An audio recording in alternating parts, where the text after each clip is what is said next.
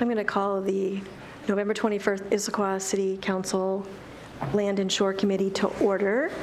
We'll introduce ourselves. I'm Stacy Goodman, the chair, and to my right is Tola Martz, filling in tonight for Paul Winterstein, and then to Tola's right is Mary Lou Pauley.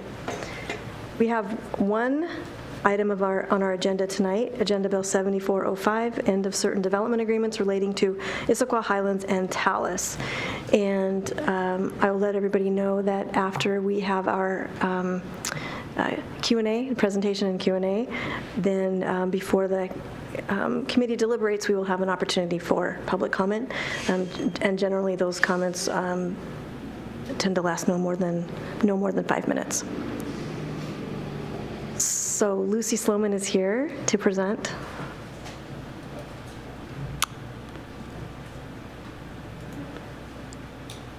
There we go. Good evening. I'm Lucy Sloman, Land Development Manager. So tonight, because this is theoretically our last time at Land and Shore, and Tola's first meeting with this, I'm doing a little bit of a summary introduction, or covering kind of how we got to where we are today before we get into the three more meaty topics that were covered in the memo. And just as a quick summary, we started in April and May working with the urban village HOAs and meeting with the communities, and then pretty much every month once we got to August, have held a number of meetings with council, UVDC and PPC, and then Land and Shore. As an update, you may have seen in your packets that last week we mailed 4,000 postcards to all the property owners in Talus and Issaquah Highlands, as well as some adjacent properties, and we provided a more updated website page with a series of FAQs to try and help the public understand the process. And as I mentioned, tonight is our last scheduled. We have a public hearing on December 4th. That was part of the reason that we mailed out the postcard. And I've pretty much already covered the agenda. So we're ending 4 development agreements, mostly. Issaquah Highlands, which is outlined in red. Talus, which is outlined in yellow. TOD, which is a very small block right here in pink that contains Z-Home and the YWCA. And then the WASH.TDR development agreement, except for the Bellevue College property. The reason that we're ending those is they are built out even though the development agreements haven't ended. The build-out periods for Issaquah Highlands and Talus have already ended earlier this year. Passing the build-out date does not automatically terminate a development agreement. One or the other party must instigate it. At Issaquah Highlands, Port Blakely instigated the termination. At Talus, the city instigated it. And as I mentioned, because the TOD and WASH.TDR development agreements are they finished construction, that we're going to go ahead and end those as part of the effort that we're doing tonight. We have a series of goals that we are trying to accomplish with this. First and foremost is retain the character of each of the urban villages. We also want to create as few non-conforming situations as we can. We want to replace 15 to 20-year-old standards with more current regulations, except where they would greatly impact character.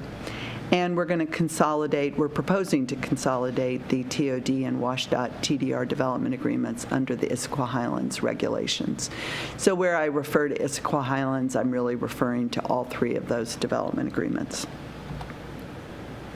How are we going to do that? Well, first of all, we're going to rely on sort of universal policies, guidelines, and standards that we already have in the Issaquah Municipal Code. We're going to retain unique goals and guidelines that are an essential part of the vision of each of the urban villages, as well as retaining certain key development standards. We're narrowing the uses that are allowed so they better match what's been built, as well as allowing for some evolution. And we're using Central Issaquah standards where they are consistent with the urban village standards and will retain the character. Feel free to interrupt me wherever you want to. So one of the questions that came up early on that I think was worth touching on again was the sort of circuitous nature of the standards, because we're writing a new section of code, but then we're also relying on Central Issaquah standards as well as municipal code standards. And while that isn't our favorite way to work, it is a very familiar way to work. Both Central Issaquah and the development agreements rely on the municipal code for certain standards.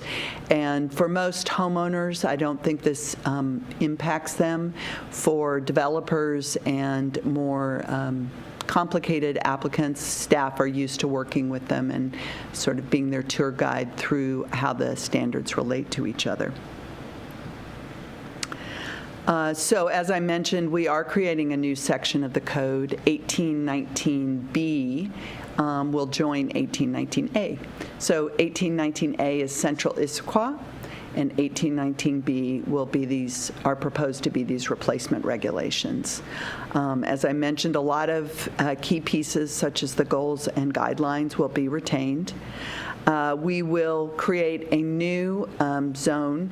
We have community facilities for publicly owned property in the city now, and we're adding a privately owned community facilities for the homeowners association property. The idea is that because that is a quasi-public group, that we felt that that property should have a similar designation, and that if there was going to be a change of how that property was used, for instance, if the homeowners association wanted to develop a piece of property, that it would need to be rezoned, and that would be a community conversation. We are creating certain new standards to carry forward the vision. This includes single-family and townhouse standards, because there really isn't anything in the municipal code right now. VUNERF standards, again, something that we don't have in another code, as well as hillsides and site walls, which are standards that are coming out of the design manual that we thought would be important for future growth or development in the urban villages. We're retaining the home occupation standards. The reason that we're doing this is there are small but significant differences between the home occupation standards in the urban villages and the city. And while we would like to consolidate this, we felt that was a separate effort that we would like to have as a work program with people who had home occupations, and we didn't feel that we could do that along with the work that we're doing. So we're preserving those, and then in another year or two, we will come back and visit that. So how is this going to work? One of the challenges of the urban villages is that we have a mixture of lot sizes and densities. That was quite intentional, but it makes it a little difficult to use traditional zoning, which is based on lot size. If we pick the smallest lot, then we may be encouraging subdivision of larger lots. If we pick the largest lot, we'll have non-conforming lots.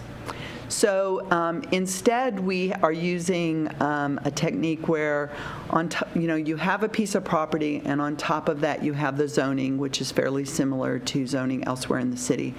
But in addition, there's an overlay. So the zoning contains what is kind of ubiquitous throughout that zone. The overlay contains things that are specific to that piece of property. So for a single-family lot, such as the first example we have up here, there isn't really much in the overlay other than you can build one home, because pretty much all the standards for all the single-family lots are similar. But in a multifamily parcel, for instance, the overlay would tell you that's 135 residential units. That is your zoning cap. Another multifamily parcel might have 200 or 35. And so each of those overlays will be unique for the non-single family lots. On the other hand, if you have a park or open space, it has no entitlement or zoning cap, so it would be 0, but you would still have the regulations that would control how that property could be used. Future changes would require council action, and the only way to increase density would be either TDRs or the council agreeing to change the overlay. So what happens with unbuilt properties? They are getting the entitlement that they purchased from the master developer. We are getting some requests to change some of these. Most of the changes, there's one at Talus and one at Issaquah Highlands. The main one at Talus is TriMet parcel, in which they are interested in incorporating residential.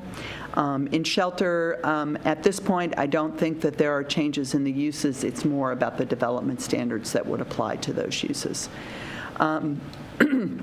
We're going to have a much bigger conversation about vesting later, but the only reason I mention it now is some of the parcels which you see here may be vested under the development agreement. For instance, some of the parcels at Issaquah Highlands, such as Block 19 and Block 20, we expect may very well have submitted building permits before the development agreements are terminated. Or Polygon, because of their affordable housing development agreement, all their properties are vested through that development agreement. But that still leaves quite a few parcels, and we'll talk about what the options are on vesting later. So one of the key pieces that we worked through with both UVDC and PPC and Land and Shore was some of the key recreation components, because we feel that parks and trails are such an important part of the vision of each of the urban villages. So existing parks, trails, and 3 plazas at Issaquah Highlands are required to remain and would take council action to reduce or remove those elements. New development will have to provide parks at a fixed rate, which is 250 square feet per net dwelling unit, which means if you had a project that had 10 dwelling units, they wanted to redevelop and make it 14, those additional 4 units would have to provide the new park space. Likewise, new non-residential development will have to provide plazas at a fixed minimum of 50 square feet per 1,000 square feet of new use. A big piece that keeps growing is the processing and administration of this. One piece is shifting the Urban Village Development Commission's work to the Development Commission. Right now, we're thinking that would probably happen with 2018 appointments, but that we have not proposed any language. We've just identified that that would happen. Preliminary plats, which go through a number of different processes in the city right now. We are proposing a process for the urban villages, and we will then propose the same process for the rest of the city, so there is consistency. That process is that once a preliminary plat is submitted and deemed sufficient, it would go to the Development Commission for a community conference type meeting, but instead of just meeting with the neighborhood as plats do now, it would be a bigger conversation with the community, because plats do have such a big role in shaping the character of the community, and then would go on to the hearing examiner for a decision. We've talked quite a bit here about site development permits and what would trigger a site development permit. Right now, the development agreement only uses site size as a trigger. In Central Issaquah and I believe the Rowley Development Agreement, it is both site size and building size. We were concerned that the small lots on the valley floor might result in very large buildings not going to the commission for a conversation. And then, in addition, we identified a number of streets in Issaquah Highlands and Talus Drive at Talus that if a building, even on a small lot, a small building in that kind of key location, that should also have a community conversation. So any one of these three items would trigger a site development permit. A new element that was added in this draft you received is what happens if a parcel is short platted or there's a lot line adjustment. Because right now you have a zoning cap, an amount of entitlement that they have been given. So how does that get divvied up between the parcels? And for single family, they only have one dwelling unit, so they have one dwelling unit. They are allowed to short plat, but there would be no entitlement, at least at this point, for that. For multifamily and non-residential, they would have to maintain a minimum floor area ratio or dwelling units per acre, but otherwise the division would be at the discretion of the builder. So Lucy, I don't think, was this slide deck with the material that we could access today, or is this new? So the draft language was in the code that you received. Oh, but it would help if the slide deck was also attached, because when you pull it out in bullet points, it's way easier to follow it. Okay. So the multifamily non-residential maintain the minimum FAR or dwelling units per acre, otherwise at the discretion of the builder.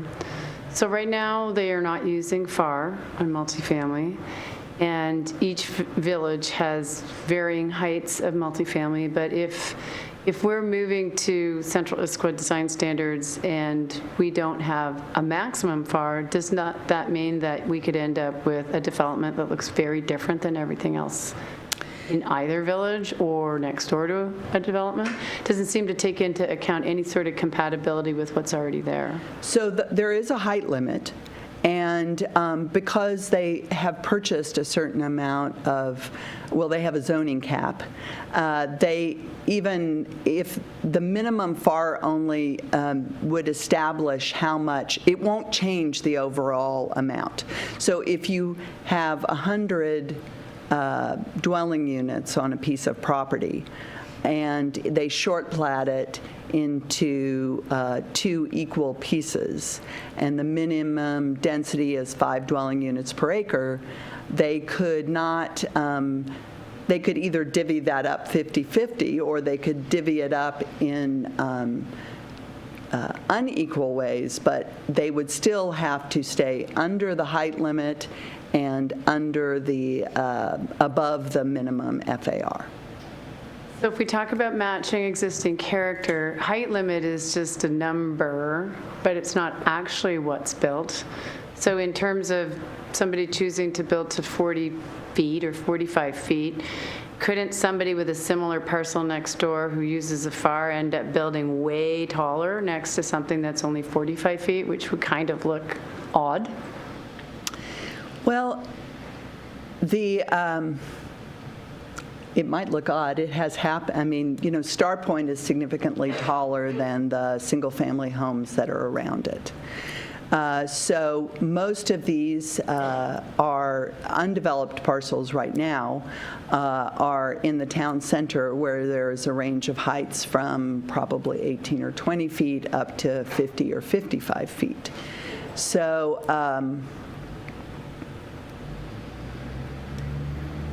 we can come back to it later, but the concern I'm getting at is if they just use FAR with density, you can have unintended consequences where something can be built that is shockingly different than what's already there. And if a resident cared and was looking at our zoning maps, they wouldn't understand necessarily that could happen. And so you get something that looks really goofy. and it's allowed, and it wouldn't have been allowed otherwise because now we're going to FAR. So I think we want to make sure we don't have any unintended consequences. So I'm not sure that gets there for me. Sorry. So there's one other layer, And I maybe. forgot to introduce you. Oh, I'm sorry. Keith Niven. Keith Niven, Director of Development Services and Economic Development. So there is one other measure, and that is, so right now, so think about it, I think for shelters property, it's the easiest one to imagine at this point, right? So they've got a plat in right now to divide their property into 5 blocks, okay? And so each block is going to have a certain amount of entitlement as that overlay layer that's going to be on that property, right? So let's just say block 4 has 100,000 square feet. Okay, so they're going to now divide block 4 into 2 parcels, and what this is saying is they can then choose to divide that 100,000 square feet any way they want to, so long as they can meet the minimum FAR within both new parcels, right?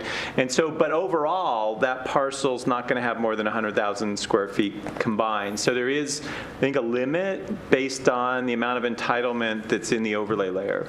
Does that help any? No, I think I'm not asking the question very clearly. I'm not worried about somebody getting additional density or additional units. I'm worried that somebody's going to build something stupid looking. And the residents are going to come back and say, what? These last parcels were supposed to look like the Highlands. This thing's awful, and it's allowed. That's my concern, not getting more density, but not understanding the dynamics of when somebody would go to the minimum or maximum FAR seems to allow a lot of leeway to developers to build something that could be really not matching very well. And that's a level of uncertainty that makes me uncomfortable. But I wrote it down. We can save it when we get to deliberations. And let me just say one more thing, and then I would like to, I appreciate the chance to think a little more about this. Even if they didn't short plat their property, they could still build to that maximum height with that amount of entitlement. I think the question is potentially what are the architectural standards that the ARC would apply, probably more than the short platting of the property leading to this problem, because they could still choose to only build on half their property and build to the maximum height, and potentially be different than their neighbor. Okay, and then the non-residential part, not so much. Multifamily, why do this? Why involve FAR with multifamily? So let me clarify. The FAR does not involve multifamily. It's a minimum dwelling units per acre. So all the development agreements had a minimum dwelling units per acre on all residential parcels, and we've only carried forward the minimum that already exists in the development agreements. Thanks. So let me ask maybe a corollary question about character. So multifamily, we have development in the valley that is fairly high density, that is, I think, of a piece of what we intend for the Central Issaquah plan, that would otherwise look out of place, potentially in the Highlands or Talus. So could somebody build an atlas on parcel 9? So there are, I'm just going to kind of run through some of the things that might, that would be regulations on that, and then I'll summarize by trying to answer your question. So if you take, say, parcel 9, which is probably the biggest, other than TriMet, which has no residential entitlement right now, that is the biggest piece of property in Talus. It is entitled with 90 dwelling units. So if they're allowed to build on it in the future, they would have a 60-foot height limit, which is a reduction from the original category they were in. They used to be high-density residential. It's now medium-density residential. So setbacks are, because it's multifamily and with the surrounding uses, would probably be 0. However, They would have to meet the new proposed hillside regulations, which were in the new draft, which would say that they would have to step up the hill and work with the existing grades. They would have to meet the recreation requirements that we've added, which with 90 dwelling units could be up to a half acre. And then I think the other piece, so that sort of sets a certain envelope, and both the development agreements and to some extent the replacement regulations focus on kind of how do you build a public realm, what is good urban design. But a lot of the, I think, concerns from Atlas were also, along with urban design, were architectural, the style, the materials, the color. That is determined by the HOA's Architectural Review Committee, and so that is a thing that the community controls. And if the community does not want, the Talus community does not want another Atlas, they have the standards that can allow or not allow that, and that's completely theirs. And what would that, and again, I hasten to add, I think Atlas is of a piece with the Valley, and it's when we've seen projections of what the Valley looks like 20 years from now, I think it's in keeping with that, but I would argue that it's probably not in keeping with Talus. Right. And so how, in the process you just described, if the community didn't think it was appropriate for Talus, how would that play out? So the HOA writes their own architectural standards. They have their own professionals that do the review. The HOA is elected by the community, and they can make choices about what standards and what professionals they employ to achieve that. And I think that has, that's indicative of why it has a very particular character, is that the community has selected both professionals and standards that are consistent with the vision that they have for that community. Thank you. Mm-hmm. Any more questions? And then there's, many of you are familiar with, in the development agreements, the major modification process.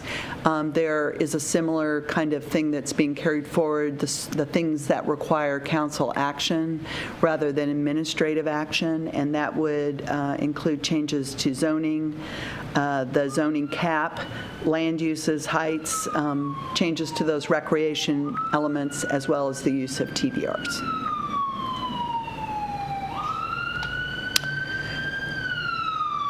So I just put this up here because there may be people who are watching, and I just want them to know that this is the end of the introduction, that there are 3 kind of meaty items that we will get to in a minute related to floor area ratio, transfer of development rights, and vesting of land use permits, but that's kind of the extent of the introduction.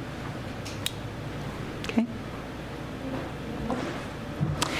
So this goes back to your memo. I'm not covering everything on FAR and housing from the memo because some of it seemed very straightforward, but I thought there were a couple of pieces that might be worth digging into a little bit.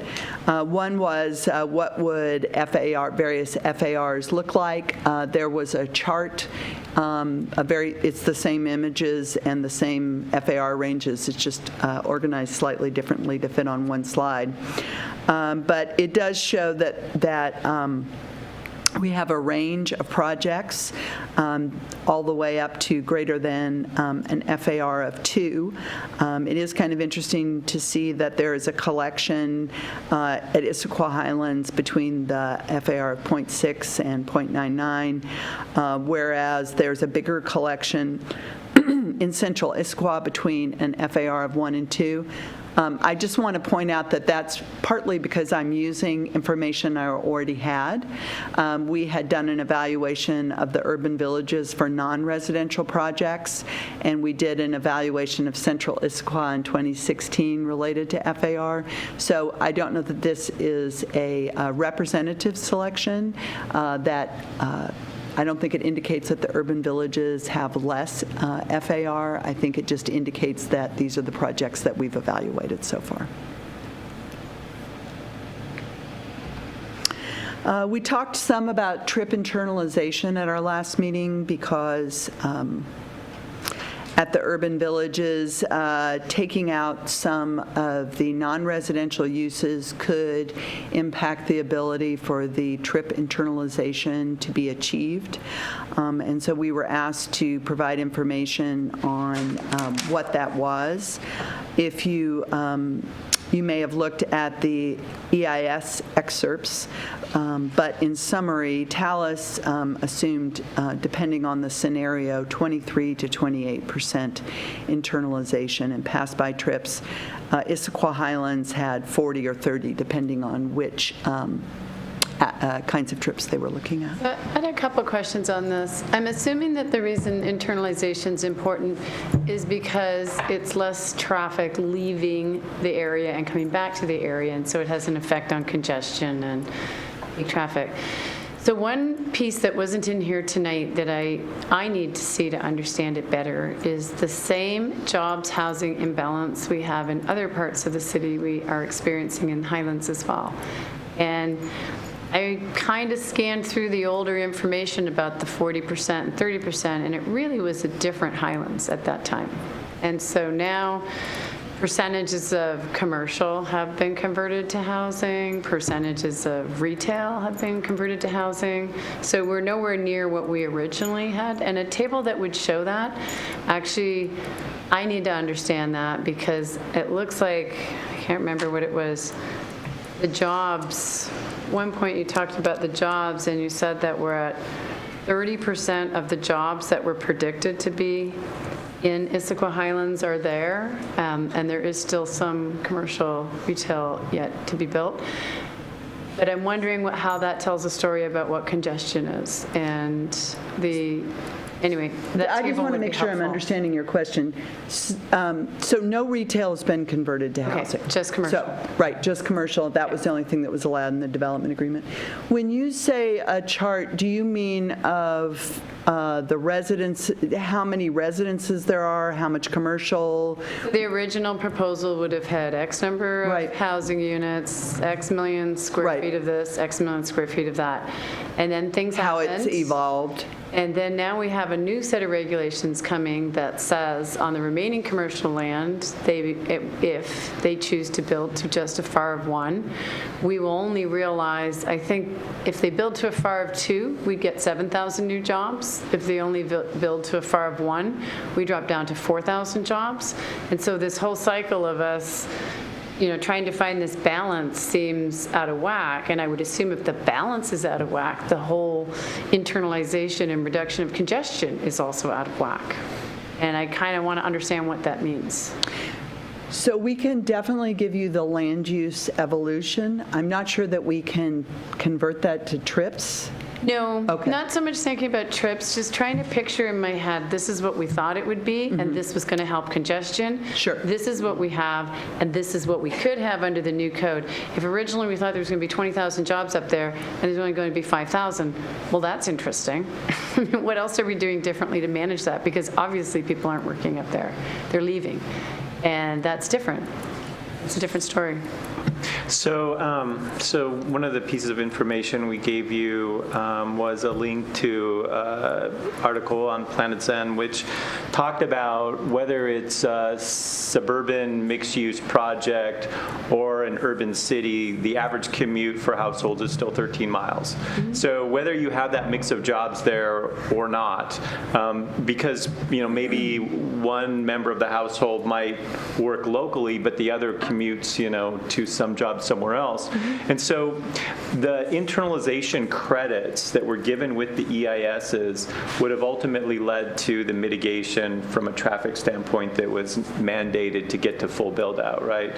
And so those decisions that were made 15 years ago and 20 years ago for the two villages, I think are probably disconnected from reality in terms of whether or not there was actually a decrease in the number of trips if those jobs were there. It doesn't mean that those jobs are unimportant for us as a city. That's a different conversation. But I think if we were trying to demonstrate that if they built a certain number of jobs within the Highlands and Talus, for example, would there be less trips on the network? I think we think the answer is no. So I guess where I'm trying to tie code to reality is that we have lots of congestion. We don't have a train, and we have clogged highways. And so every decision we make at the policy level about zoning has an impact on all of that. And so I still can't quite see, I don't like seeing 40 and 30% up there, because I don't think it's true. Right. And I think the whole Issaquah writing its plans to say we're live, work, play, except we work elsewhere, that's not good. And so I want to understand it better, and I also want to understand it in light of the fact we're creating new regulations. And if 10 years from now people are saying that, 5% of our population works here and everybody crawls off of the Highlands, crawls off the plateau, then we haven't done it right. So I still can't get my head around what this plan was, which was based on the fact that there would be internal trips, what happened over the last 20 years, and now we're going to get rid of the development agreement, or it's expired, and we're going to put in new regulations, and I still can't picture it. There's some tables that you guys haven't presented yet. So every time we get asked, should we do this or that, we have to put it in the lens of we already have traffic impacts. And I'm not saying that developers have to mitigate more, but everything we do could make it worse or better. And I don't understand where we are on that spectrum right now.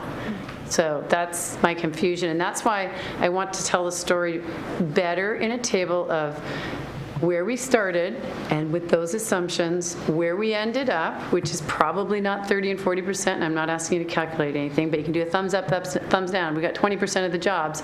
We're not internalizing 40% of the trips. And where we're going to go. Because if the builders who have commercial entitlement now build to the 1.0, we lose potentially 4,000 more jobs. And so every step we've seemed to be taking in the last 5 to 7 years, we're adding houses, losing jobs.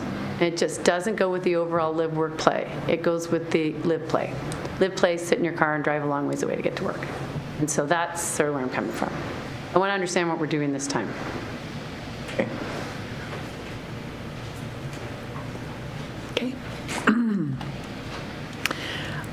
So I think this was the slide you were referring to, or the information you were referring to. We've gotten about just over 6,300 new jobs as estimated by the PSRC since 2006.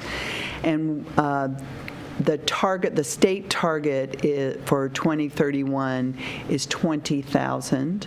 So it's not 30% at Issaquah Highlands, it's 30% in the city. I was just going to ask you, Lucy, what is it in the Highlands? Of the 6,357 new jobs, how much showed up in the Highlands, and how many do we think would show up in the Highlands?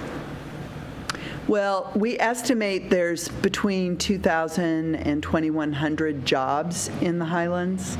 I can't tell you sort of, a lot of those jobs are at Swedish, so those are since 2006, but a lot of the other jobs, and Grand Ridge Plaza, and they are a very big employer up there, but other businesses have been there for a long time. So I don't have that number. That's okay. Thanks. So, using the ITE manual, we have attempted to convert square footage into jobs for this conversation. It's interesting when you look at the number of jobs that are estimated at Grand Ridge Plaza, it is significantly more than you would expect from the ITE manual. On the other hand, those are part-time and full-time employees. So that's one of the challenges of trying to convert from one unit to another. But for this discussion, we looked at the square footages that TriMet and Shelter had, and looked at how at various increments between an FAR of 0.5 and an FAR of 2, how those would play out for jobs using the ITE manual's estimates. And I would just note that shelter maxes out, uses all their entitlement at an FAR of 2. TriMet maxes out at an FAR of 1.5. So this just looks at the various increments that would result from that requirement. Now, one of the challenges is we can require it, and if we set it so high that it's not attainable, we just will get nothing. So, after looking at these numbers, the administration is still at an FAR of 1 because it seemed to be the best balance between trying to get the jobs and the concern that if it's set too high, we would not get anything. I have a question on that, Lucy. So the FAR of 1 on just the shelter holdings property could, by the manual, be predicted to create 4,000 jobs. Suppose what gets built is another movie theater and a small convention center, and there's 200 jobs. So we got the FAR of 1, and we got 200 jobs. And so is Gary here? Take a breath when I ask my question. When cities are using FARs and they're trying to plan for balance, do they ever tie jobs to entitlements to sites? So FAR of 1 and 4,000 jobs. I'm going to look at my economic development director because I don't know about This that. question. Not through standard zoning. So that would be usually that level of specificity for us in Washington State would be done through a development agreement. You would, if, and generally, so let's say, we wanted to get HQ2. So there's a certain number of jobs that's being promised with that, and what's happening is a litany of cities is putting things on the table to try and get those jobs. So when it comes to job creation, it's much more done through economic development than traditional land use stuff and zoning. Maybe I have an economic development director question. Okay. Because we had a development agreement, and it said it would create a certain number of jobs in the Highlands, and we fell far, far, far below. And now we're talking about removing the development agreement before that is met and having no sort of way to ensure that we'll ever get jobs. So a couple things have happened. I can send you an article that talks about the death of the suburban office park. When these things were planned in 95 and 2000, suburban office parks were still a hot commodity. They are not any longer. And what's happening is, and I think Ken Bellamy will tell you, he's been marketing his property for quite a number of years to no luck because there's no transit and no walkable amenities. The Highlands has transit and walkable amenities, so it actually fares pretty well. What I would tell you is the difference between the development agreement that was executed in 95 before we had an economic development department and the one that we just executed with Costco is dramatically different in terms of the outcome. We will get high-paying corporate jobs with the Costco development agreement. So the Central Issaquah plan, based on 20-year-old theory or 3-year-old theory? Because it has a lot of jobs. It's 20-year-old theory. So right now it's letting the market determine the land uses. Right. So the problem is, so think about it this way, Seacon's new mini storage is, the Gilman Lofts is great. The mini storage is a large FAR'd building that has it's going to have one job, right? It's going to have a tenant in the lobby, right? And so but that's allowed by zoning, as is the Lofts project, but it leaves it to the market to allow property owners to decide what to build on their property. So my guess is that people in the Highlands would be shocked to hear that jobs aren't coming, and I think even just hearing about Central Issaquah plan, that jobs can't come, it makes my head spin. It just makes my head spin. So if we're an Uber suburb, we have a lot more conversations to have, because this is kind of, I don't know what to say. So if we're going to take a timeout and talk Central Issaquah for a second, so the new visions for the neighborhoods, especially the ones where in the Regional Growth Center, talk about no loss of jobs. Yeah. So we're trying to, I think, build a better product for the community. So You can limit uses. You can limit uses. you can amend the uses. And we have use tables in here, so, okay. Yeah. I'll leave that one alone for now.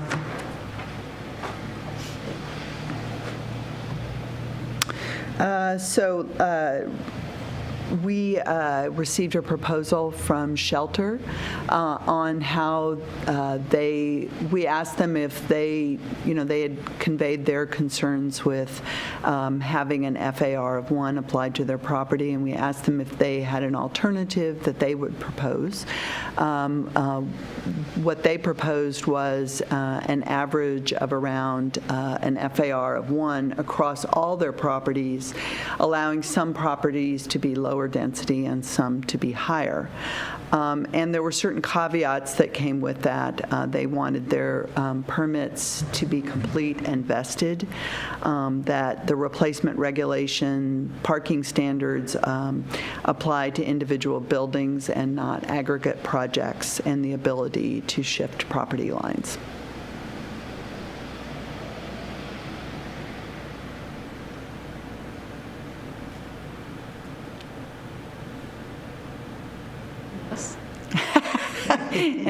Any reactions or thoughts you'd care to share?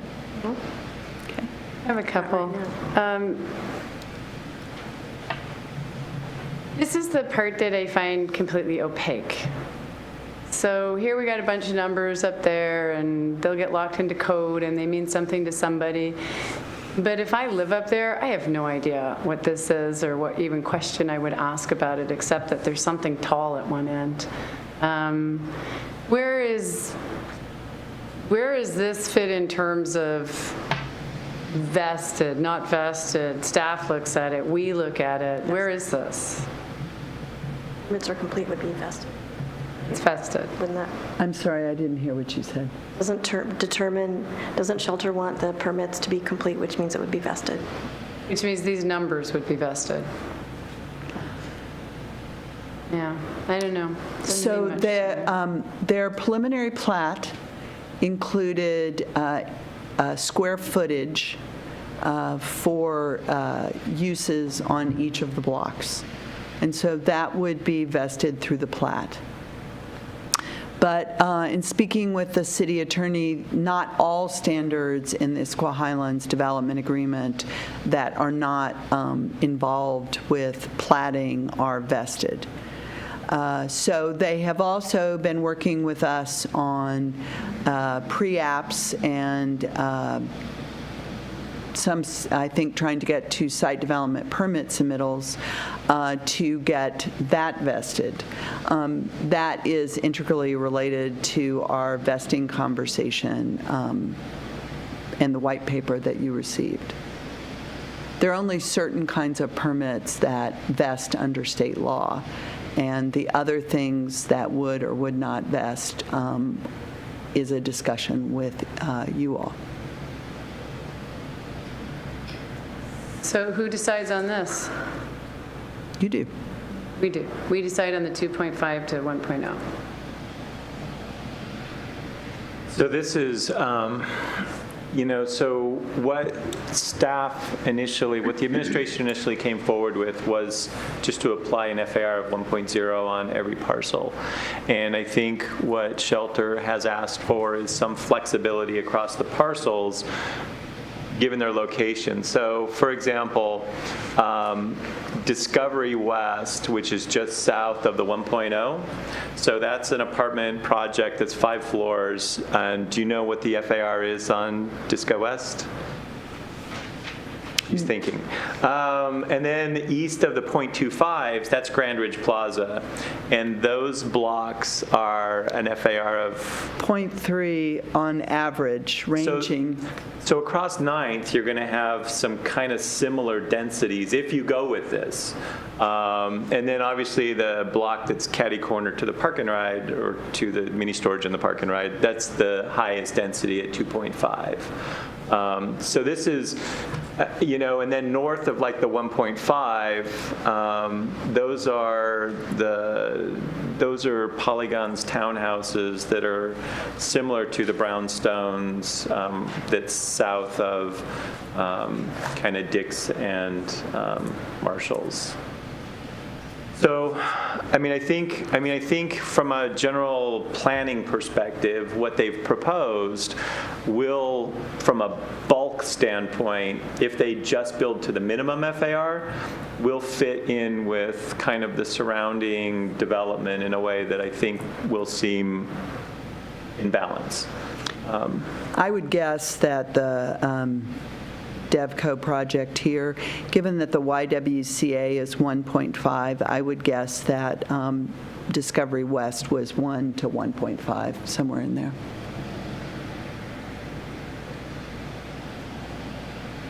So I see that the title of this slide is FAR and jobs housing ratio. Is there a slide that comes after this that talks about jobs housing ratio? So we spent a long time with that last time, and so this was follow-up questions, so I apologize for not providing more of the background information. The genesis of this was in applying an FAR of 1, the EIS had mainly focused on jobs. No, it didn't. The EIS didn't focus on jobs. It focused on what they thought the property value increases would be. So the property values in EIS had assumed about just under $1 billion, and right now our estimate is that we're at about $2.6 billion if we completely build out. So based on the numbers, the 1995 compared to 2017, we have probably met the EIS expectation. But there is probably more interest in the jobs housing balance than there was the property value balance. So that information wasn't provided in the EIS. There was a number of jobs potentially expected. But so what we've been trying to do is take the square footage that we have and use the ITE manual, the Institute of Transportation Engineers manual, which provides typical square footage per employee over many different uses, which helps us then take advantage of their surveys to try and make some estimates of how many jobs might be there. So as a subbing person on Land and Shore, I'm going to take the opportunity to ask a dumb question. So because I haven't been on Land and Shore in a while, how do I know that any of this is going to be commercial? Like that any of this is going to be anything other than housing? So the entitlement that Shelter possesses is just over 1.8 million square feet of non-residential.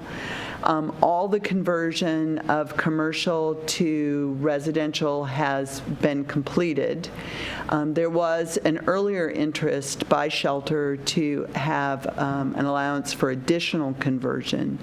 Oh, right. That Yes. has not been supported to date. Yes. And It's all so coming back they are to now focused on their 1.8 million. They also, in addition, have 3 dwelling units. Great. Yes. Okay. Now it's yes. Okay. And I saw that on an earlier chart. Okay. Thank you. So we mentioned use tables earlier. Where are the use tables? Are there specific use tables for, to be proposed? We've seen a lot, so there probably is. Yeah, can it's pull coming them back up. to me. Yes, there is. So, but that's not in tonight's packet. It is. It is. It's a 500-page packet, but it's there. Okay. I looked through the memo. not 500 pages. I'm sorry, without Jennifer, we didn't end up with a lot of other people's, packets. So this is the Issaquah Highlands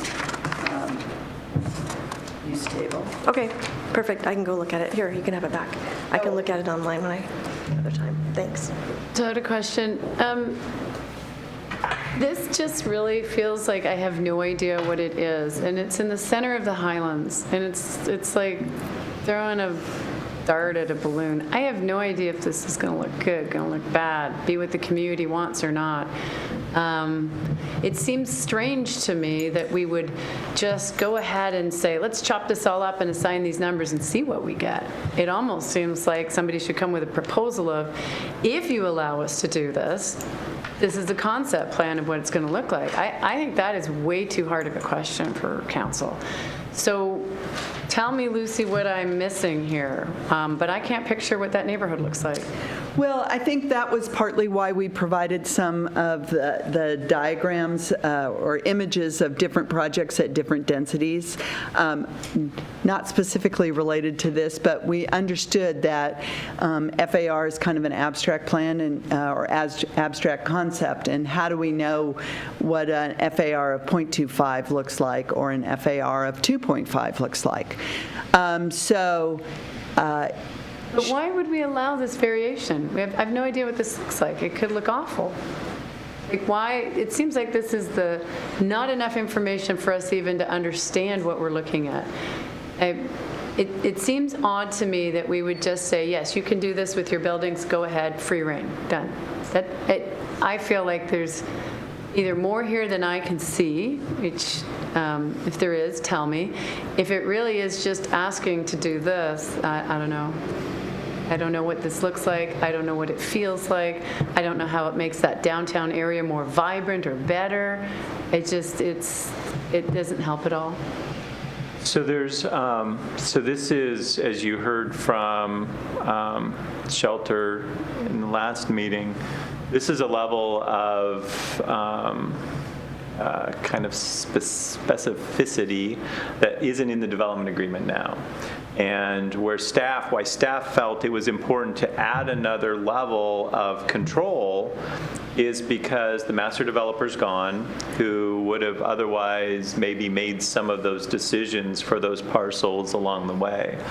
And so I think what you're responding to is there is flexibility on the property, but there's always been flexibility on the property for property owners to choose to build anywhere within the existing development regulations that are on the property now, which is there's more as it relates to residential because there's minimum densities that were put in the development agreement, but from an FAR perspective, was there none? There was really little. There was maximums and targets. I get all that. Yeah. I guess my question is, why can't it just all come in with a 1?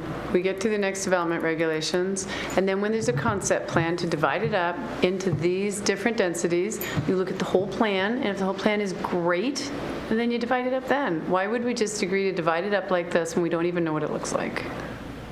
So it feels like we give away control.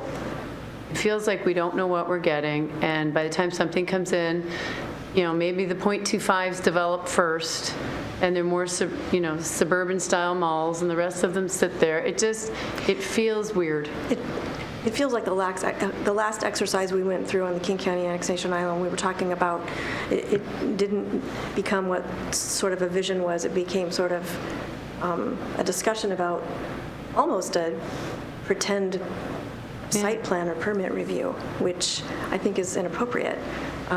So I understand what you're trying to do, and that is to let us see what a minimum FAR would look like if this particular property owner was allowed to spread it around. I get that. But I agree with Mary Lou. It feels like we're doing some sort of pseudo plan review and we don't have anything to review. So I don't know if that's... Yeah, that's exactly how I feel. I'm wondering why this has to be a part, and if it doesn't have to be a part, I guess maybe when we get into deliberations, I'll suggest that it's not a part. I just find it vague. I don't know what it is. So to be clear, because I want to make sure I understand where you are, is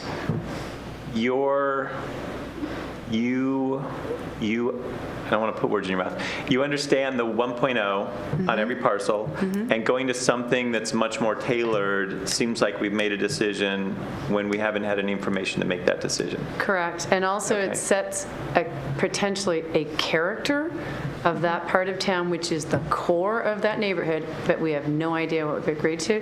This seems way more appropriate for me to get zoning in place, and with such a large parcel, somebody comes back with a development agreement, and you work out the details, and you do all of this. But to have this as part of what we're talking about now seems really early. Really early, and I worry that that neighborhood may not build out the way the neighborhood hopes that it will build out, so I'd rather see this done at a development agreement level. Okay. And I think, in listening to the conversation, I think that the level of detail that you're talking about is more like a development agreement than a zoning code. And so the question is that what council wants to undertake? And I'm not asking you to answer that now. I'm simply saying that level of detail, that's an option, and that's a level of detail that would be more consistent with a development agreement than a zoning code. So I'm going to ask one more question, and then I wouldn't have any more questions about this. But so when it was expected to be Microsoft, my understanding is that, or my perception up until the last couple of years, was that it was going to be that kind of development, commercial office space, not anything else. What I'm looking at today is it would be this, potentially this FAR, what we're considering, but then there's a whole long table of potential commercial uses. So when Microsoft bought their entitlement, they bought commercial entitlement and were very clear that they had no interest in doing anything but office and then whatever support services, say a gym or a cafeteria or something for their own employees. The master developer was watching over that. Right. But the original development agreement had a broader range of uses that were allowed with commercial, so that when Microsoft sold that entitlement, if no other entitlement had been purchased, someone could have bought that 1.2 plus million square feet of commercial entitlement and chosen to do something else that was allowed under the development agreement. Commercial was not limited to just office. Okay. It just was, that's all Microsoft was interested in at the time. Now, is there a list of uses in the development agreement? Yes, and we have a very detailed chart comparing what we're proposing to what was originally in the development agreement. Okay. Would you like to see that? Yes, please. Okay.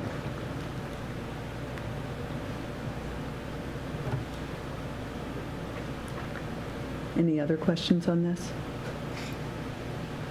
Okay. So, thank heavens, a new topic. TDRs. There was several questions asked. One was how the TDR map has evolved over time.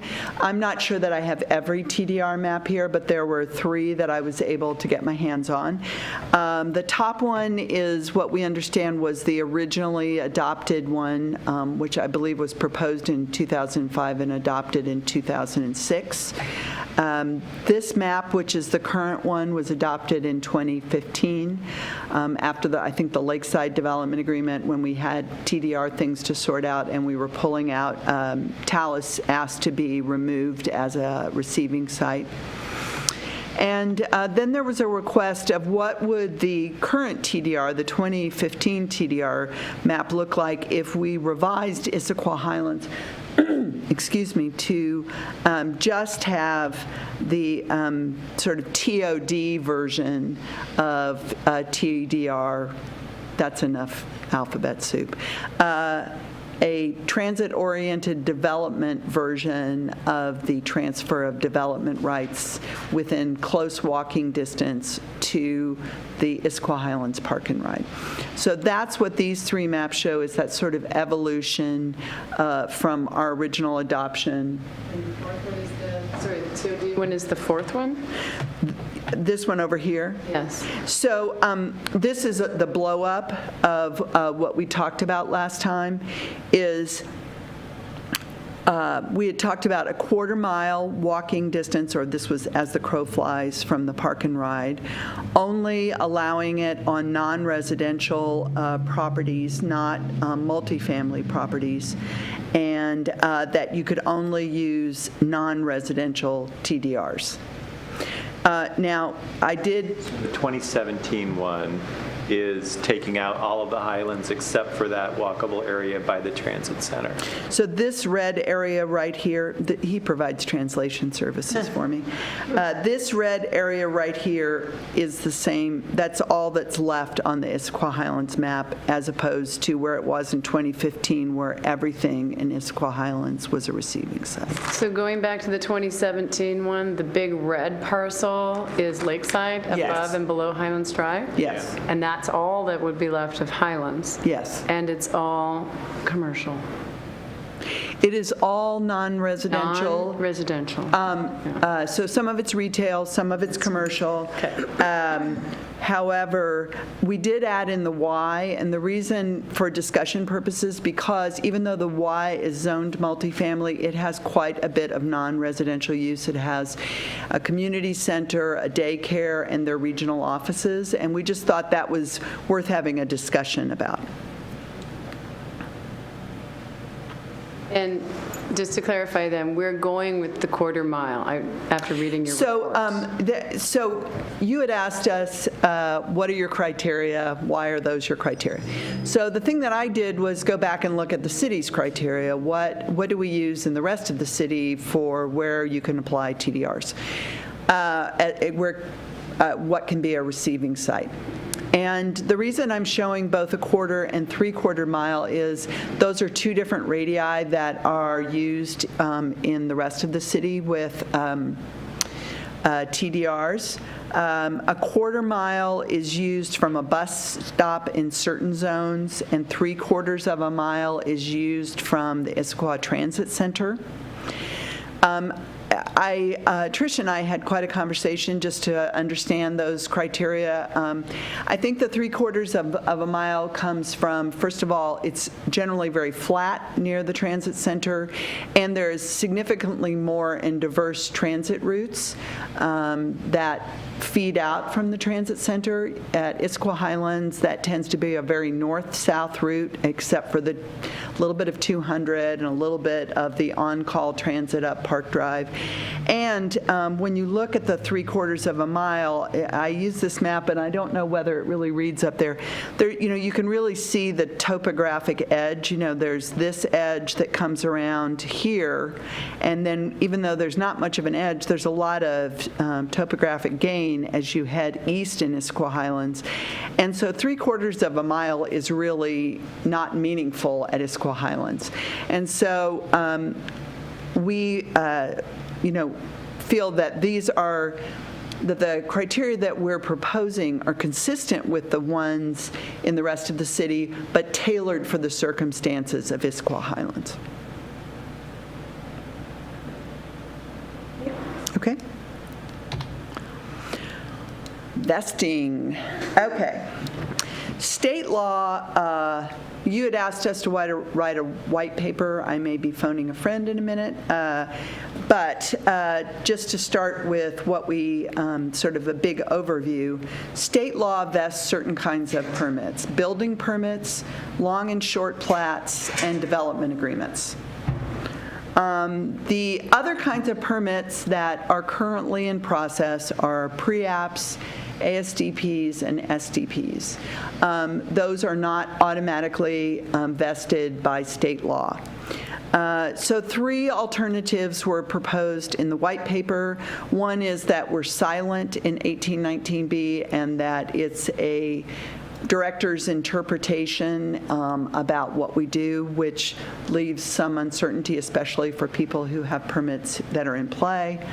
That we allow all complete land use permits to vest, so anything that has a complete pre-app, ASDP, SDP be allowed to vest, or that we are specific that we only are vesting the ones that are vested by state law. Now, there was some concern or discussion around West Main versus Bellevue, which is a land use law case, that if you have linked permits, that those permits become vested. So in our case, to submit for a building permit, you have to have an approved land use permit. So there was a concern that, I think that was part of the thinking about with the moratorium, why certain permits were included as part of the vesting. Do you have a question? Okay. Fair enough. So I think our goal is that, first of all, that we're clear, and second, that we make this an easy transition for property owners. No questions? So there's those alternatives. Is that, I'm unclear what the administration's recommendation is. It's the second bullet, to allow all complete land use permits to vest. Thank you. Which is broader than only allow only those in state law. Exactly.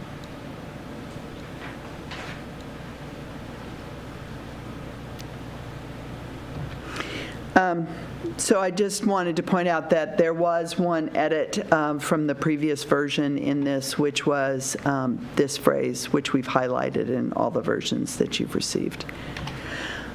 The last topic that was in the memo had to do with the word urban, and that Talus had this kind of disconnect between its aspirational language and its actual language, and we were asked to provide a better bridge between those two, so we proposed language at the front, which added on to the purpose, as well as editing the definition of a mountain village to try and provide better characterization, and to even reference that that should be taken into account as Central Issaquah standards evolve.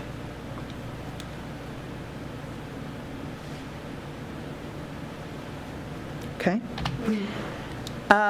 So next steps, we have a public hearing on the 4th, which means you'll need to recommend this back to full council. It doesn't mean it has to stay there, but that's the only way we can, I've been told that's the only way we can hold the hearing on the 4th. My assumption is that it would come back to Land and Shore following that public hearing, simply to process the comments, but it doesn't have to. It could stay at the full council. So that was one of the pieces that we wanted to discuss with you.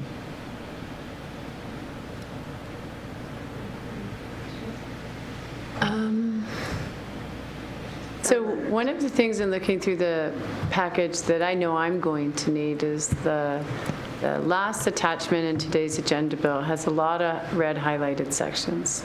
And I look through them and I have a lot of questions. I'm not sure I'm there yet or can get there tonight.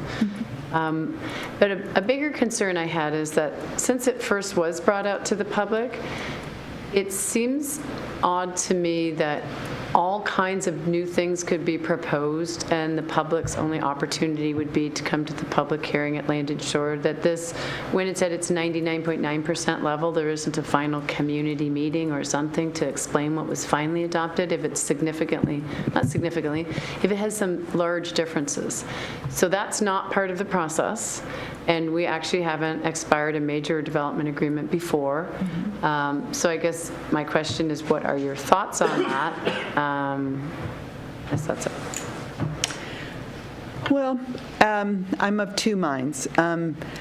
I am a big believer in community engagement, and I would go out and hold that meeting. I will tell you that they had a hard time getting more than 20 or 30 people to show up, and I have had very few communications, and we have had very little web activity, at least when I checked with Autumn yesterday on the web page that we set up. So if the community wants that conversation, I am happy to go out and have it. I just am not sure whether the community wants it, and maybe you have a better sense of that. Sort of a different understanding, I would say. So sending a postcard out and saying going to a website certainly is making information available, but you can see how hard it is for us to understand it. It's almost like it needs to be written for the person who lives in the community that says, there's no longer a development agreement, you know, the land across from whatever the current retail is going to be retail, likely 2 stories tall, to actually paint them a picture instead of just pointing them to the language. And I'm not criticizing pointing them to the language. I just think if there's not a lot of action, it's because I had a hard time reading it all today, and I love this stuff. So to me, at some point when you're doing such a major change like this, you have to go out and speak to the community in language they understand. And it's not planning language, it's more, Yes. this is what this all means to you. And you know, maybe if we go with this model and we're looking for something different on this commercial, maybe they won't build it in the next few years. That might be what you see, but at least explaining it to them in pictures and words instead of this. So I just throw that out there. I'm not suggesting we necessarily add it to your process right now. What's our time sensitivity on this currently? Well, as you got the letter from Port Blakely, they are fine if it goes into next year, first quarter next year. Thank you. You have some more questions?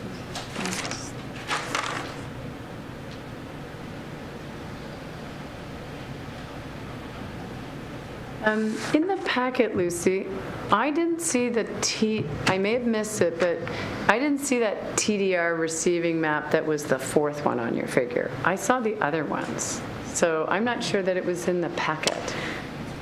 The one that was just Issaquah Highlands, it was in the packet. Okay, because I remember seeing the ones with the quarter mile, 3/4 mile, and I just wanted to, maybe I missed it. It's on page 279. Okay, perfect.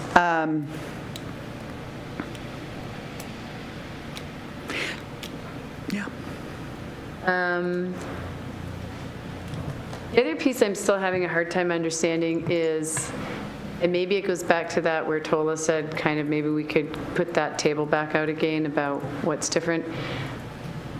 Listening to some of the residents of Talus talk about using SIDS up in Talus still does seem really odd to me. And I did look at the categories of code that it covered, but I'm still trying to understand how anything in the SIDS would be appropriate for, what's it called now, Mountain Village.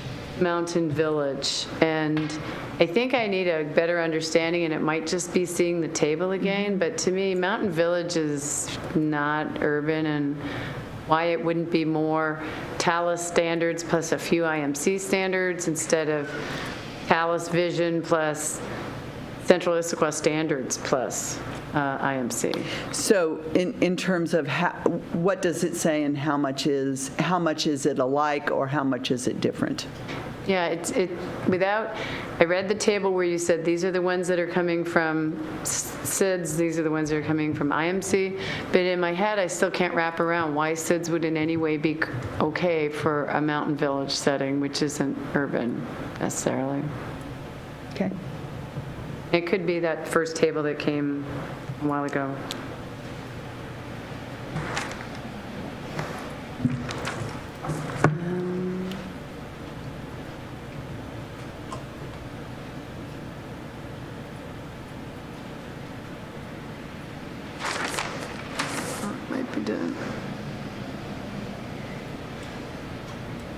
That was it.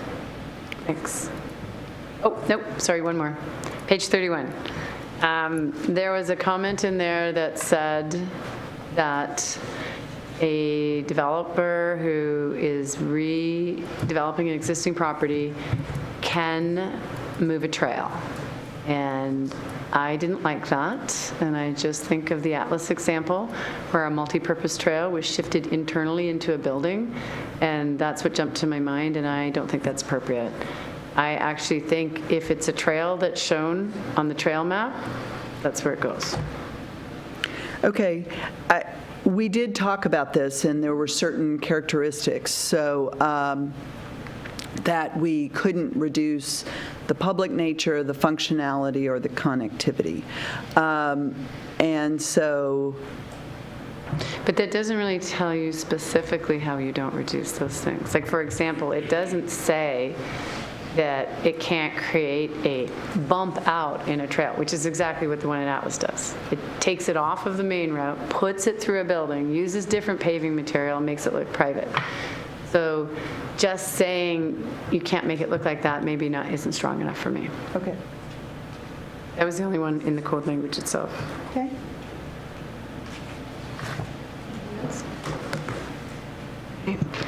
So we are going to take a 5-minute break, and then as soon as we come back, we'll have public comment.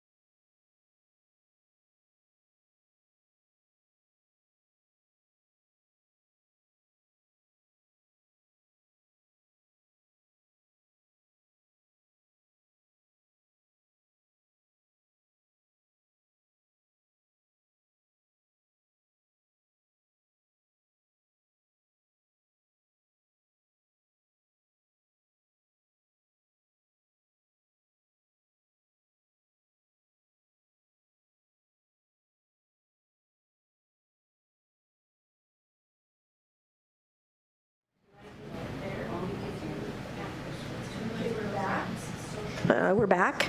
We're going to go to public comment now, and I would ask to keep the comments shorter than 5 minutes, please, no more than 5 minutes. So who would like to go first? Okay. Hurry up. Yeah, I have pies to bake.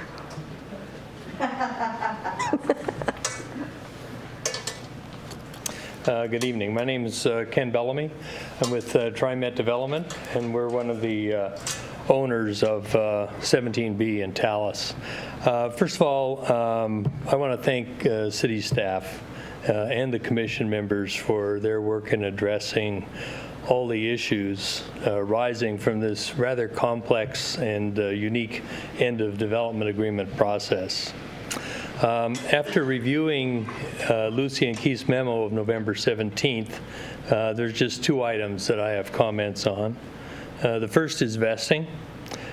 We support the vesting language that's recommended in 1819B 360. The other item, which is a concern of ours, is the recommended minimum FAR of 1. Employers have unique facility requirements, and they can not all meet a minimum 1 FAR standard. So if no provision is made to accommodate those employers, the jobs will go elsewhere. Section 1, item 7 of the staff memo makes that point when it states, well, higher minimum FARs may be desirable to help us meet our job targets. In fact, they may not be achievable and result in no construction and therefore no jobs. Talus is an appropriate location outside of central Issaquah to allow the existing standard of no minimum FAR to continue. This would also be consistent with Section 3 of the staff memo, which recommends language for 1819B 10 as follows. As developed, Talus has a mountain village character, which, though described as urban in attachments 3 and 4, is less dense and includes less diversity of uses than other urban villages. We appreciate your consideration of these issues, and thank you for your time. Thank you. Would like to go next?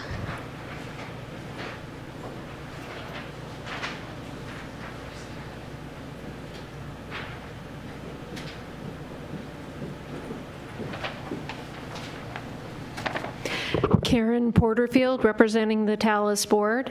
Thank you for the great conversation going on this evening. I've crossed out most of my points that the board had sent me to make, so I really appreciate it. A couple of things I want to say is, we have an amazing history here, and we have been a city for a long time. So I really encourage, as we look at how we develop our zoning and some of the things that will define what we look like going forward, we do remember what our past looks like and try not to make this too uniform, but kind of enjoy what has developed to this point. Talus very much is comfortable with taking the time to get this right. We are happy seeing this go into 2018. Because we understand we only have one chance and we don't get any do-over. So we do want to make sure this works for both the residents of Issaquah as well as Talus. We really do want to ensure that we retain our mountain village definition. I can appreciate from all the work I've done in construction that infill construction is hard. And when you are down to your last couple of parcels, you do have to consider the character of what you are building in, and that does have to be something that you take into account as you make your decisions about what is placed there. We do want to suggest, though, as we've had some problems in the past, our ARC, when we have had developers show up, that the permitting process has been so far along that when we have said we did not like what was being suggested, we were told it was too late to have that input. So if we are looking to our ARCs to have the opportunity for input, I would definitely recommend that the city require that our developers and builders talk to the ARCs much earlier in the process so we can have that input. Like everybody else, we'd like to see good design come into our communities. And the last thing I would just like to say is please keep in mind as part of as we look at urban infill or infill construction, that truly taking connection to the heights of existing buildings is an important part of that process. I heard the comment from several of you tonight, what happens when we get different size buildings? It does look goofy. And it doesn't fit. And when people come into the community, they don't feel totally comfortable, but they don't know why in many cases. But it's because they are not getting that read about the consistency of neighborhood development, and heights is where it starts. So thank you very much. We will be happy. I'll be working with our attorney tomorrow in our letter to the City Council, and we are happy to indicate the willingness to go into 2018. Thank you. Thank you. Who would like to go next?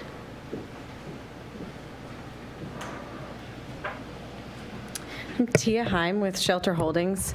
I guess I want to start by saying that we really appreciate the staff's cooperation over the last couple of weeks to come up with that proposal that you saw in the packet tonight. We think that it's a well-reasoned proposal, and it attempts to start to give you a flavor of where density could be concentrated and where it could be possibly toned down a little bit to match the surrounding conditions. FAR is a really tough issue to wrap your head around. It's a ratio of the lot size to the building. So it's really hard when you're looking at other buildings to know what that means if you don't know what the lot size is. Also, talking about huge numbers of allowable development is a difficult concept. So when you're talking about adding 1.6 million square feet of commercial, you got to think of it in terms of that's roughly equal to the Columbia Tower. So not that we would build the Columbia Tower there, but that's the kind of commercial density that full build out would really mean. So we're supportive of the proposal. It sounds like you maybe are not so supportive of the proposal as staff outlined it. We do have applications for PPLAT preliminary SDPs that are in deemed complete, which is a vesting event under the development agreement. To give you a little more color on some of the thought and feedback that went into the map that you saw, Block A was really related to the transit center. Blocks B and C relate to the retail that's there. C, D, and E relate to the hospital and sort of medical office, and that density could be appropriate there. There were a couple of points that I wanted to follow up on that you guys raised tonight. One was on traffic. Some of the questions that you had related to the EIS. I just wanted to point out that the EIS really isn't the controlling item on traffic. There's a traffic model that the city runs and updates as each development is proposed and built in the Highlands. So it's not as if it was just based on some assumptions and those have never been looked at again. They're looked at on an incremental basis.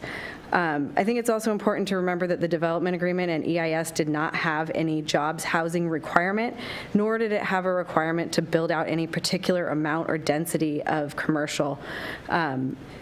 The EIS necessarily has to look at the maximum project envelope. So it set the maximum and everything within that was permissible. I'm not saying that your expectations were unjustified, but there just wasn't a requirement there. So when you're talking about carrying over a requirement, it's a little bit different than that. I will say that if jobs are the major priority, there are lots of tools available to you to encourage office development in Issaquah, Highlands, or elsewhere in the city, and I would encourage you to ask your staff as to what those might be. We'd be happy to talk to you about them as well. We have lots of ideas on that front. And then lastly, your points about wanting to do cohesive planning that staff pointed out is really more of a development agreement we've been here all along saying we're willing to do a development agreement. We actually think that that's probably the appropriate way to plan for the last 21 acres.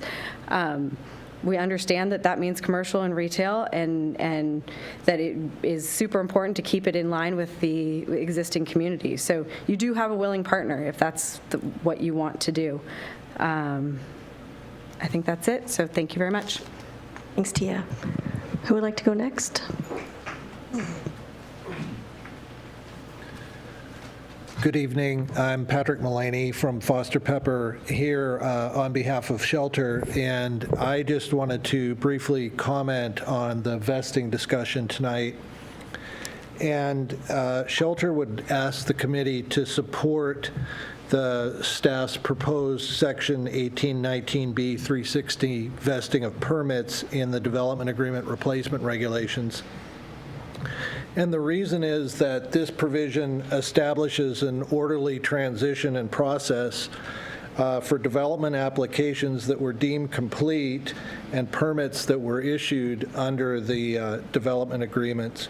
And that this is an issue that impacts several property owners, including Shelter, with pending applications or issued permits that have involved a substantial investment of time and effort and resources to get to the point that they're at.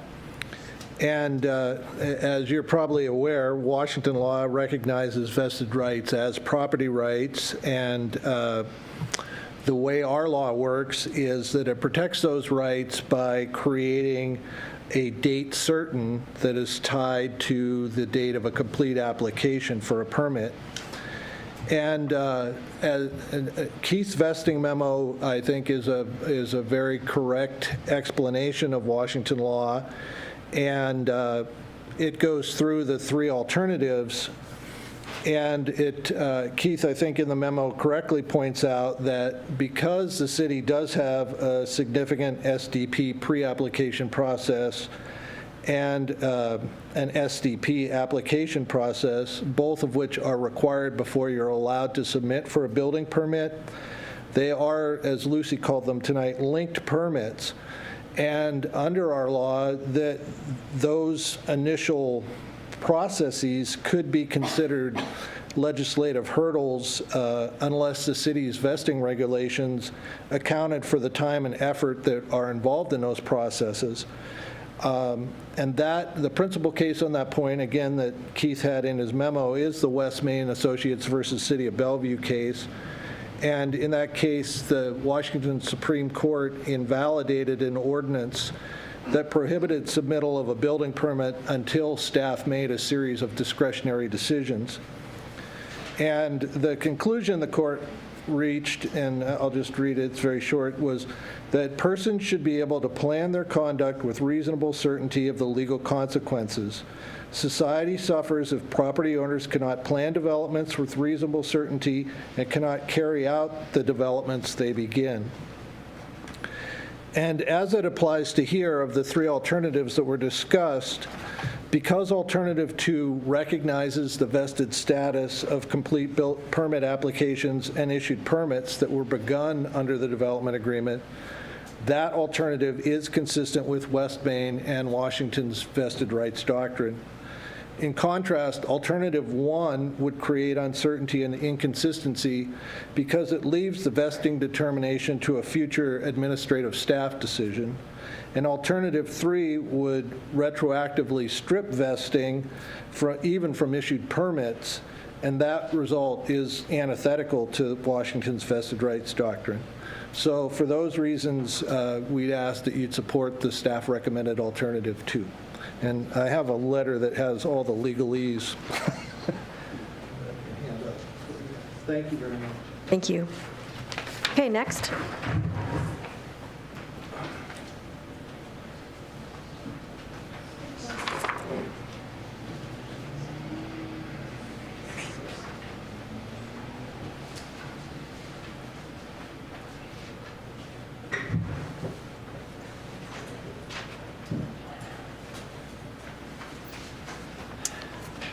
Gary Young with Shelter, and I just passed out a letter that really Lucy has done a very good job of expanding on, but it kind of reflects the discussions and the work that we've been doing this last while to come up with the FAR components. So it has maybe a little more color, a little more information, and so we just wanted you to have that, and Tia forgot to pass that out earlier.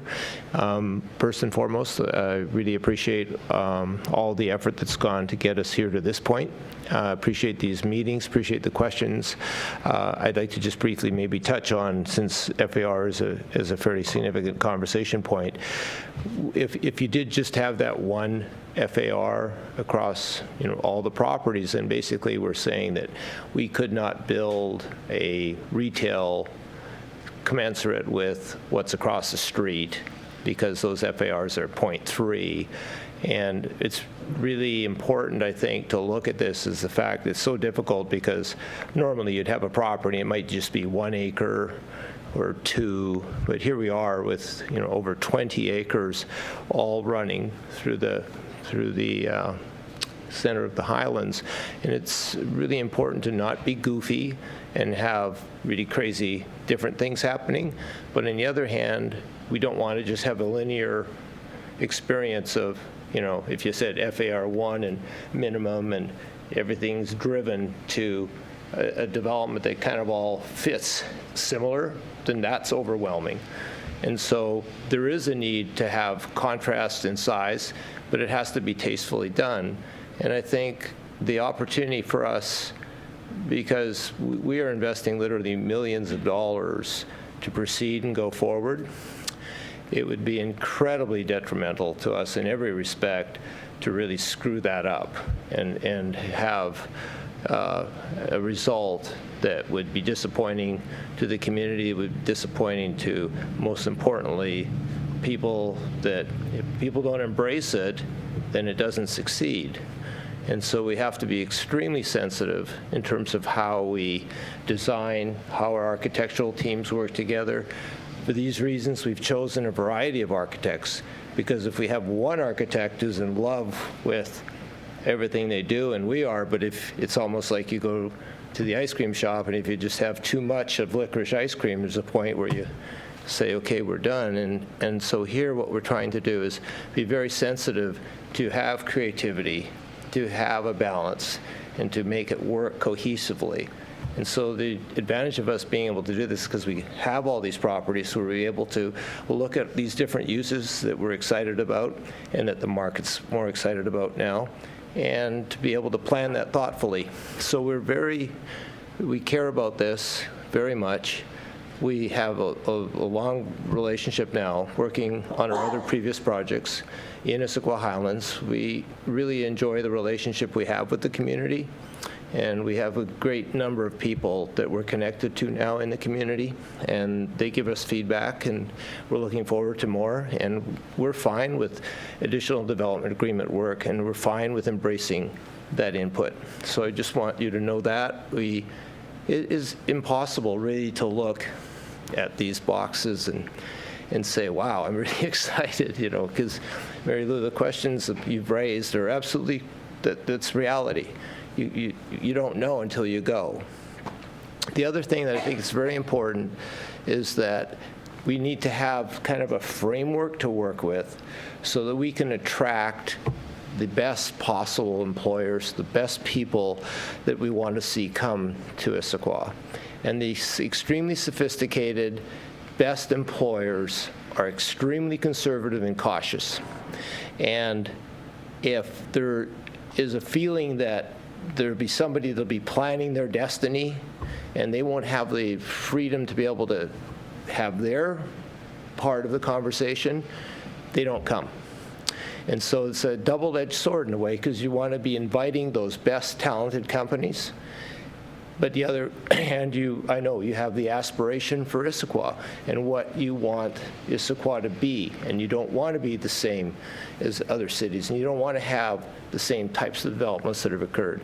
And you want something that'll stand out, that'll be commensurate with this beautiful community that has been built, and it truly is. And so we have to walk that walk, but it's very difficult in today's climate because we have such an intense focus in Seattle, and we have the need to meet those needs of the employment sector where young people want to be in that environment.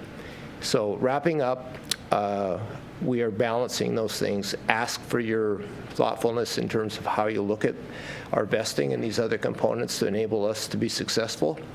And we look forward to proceeding, and thank you for your time. Thanks, Gary. Who's next? David?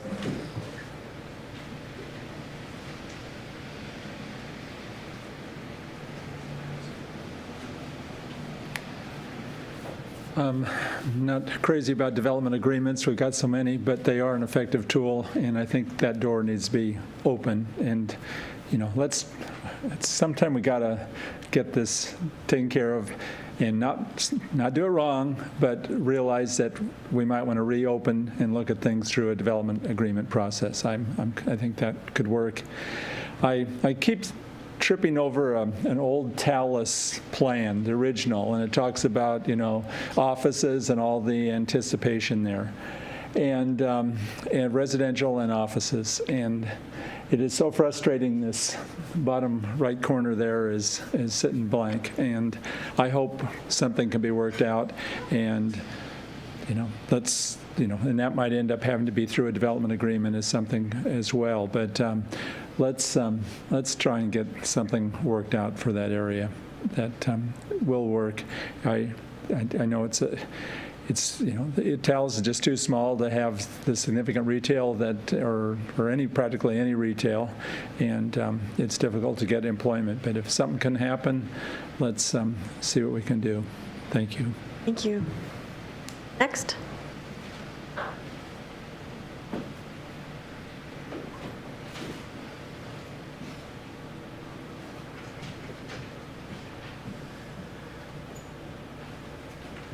Good evening. My name is John Haas, and I'm the managing member of Bombora Global. And Bombora Global, we're currently under contract to purchase Block 20 in the Issaquah Highlands. And we're going to build the nation's first indoor deep-water surfing facility, with a farm-to-table restaurant. We've had this property under contract for about a year, and we support staff's recommendations for option 2 to be able to vest our ASDP. We started this process back in January. I was very excited to have this property under contract. It's a 54,000 square foot piece of land that has entitlements for 90,000 square feet of commercial. And I realized at that time that our surf center doesn't completely utilize the full potential of the FAR available on the property, and I was excited about the prospect of going out, finding a tenant, bringing more jobs to Issaquah. I myself have lived here in Issaquah for 22 years now. I was excited. I immediately went out to the folks that you would imagine, Microsoft, Amazon, Costco. I went out to brokers, letting the world know that I had an entitled piece of land and I wanted to build my little 14,000 square foot surf center and then another 70,000 square foot single tenant office building. I had no idea how difficult it would be to get a tenant to come to the suburban office market and I learned the hard way that it's really an impossibility. And so we have went through the process with the planning department. In April, we wrote a check on about April 1st, they raised the ASDP's fees from $12,000 to $24,200 to $24,200. At the end of April, I wrote a check for $24,200, thinking I would have my 3 years on my ASDP to develop this property.